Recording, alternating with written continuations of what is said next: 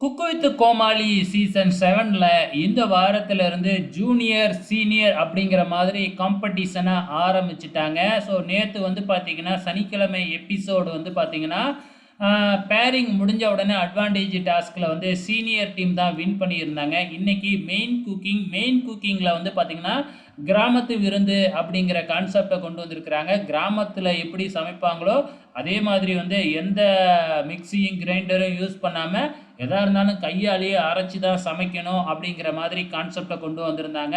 So இதில் யார் ரொம்ப சூப்பராக சமைச்சு செஃப் ஆஃப் த வீக் வாங்கியிருக்காங்க அப்படின்னு பார்த்தீங்கன்னா, இந்த வாரம் செஃப் ஆஃப் த வீக் வாங்கினது வேற யாரும் இல்லைங்க, சித்து ஸ்ரேயா ஜோடி தாங்க வாங்கியிருக்கிறாங்க. இந்த முறை இவங்களோட கோமாளியாக யார் இருந்திருக்கிறாங்க அப்படின்னு பார்த்தீங்கன்னா, நம்ம புகழ் தான்.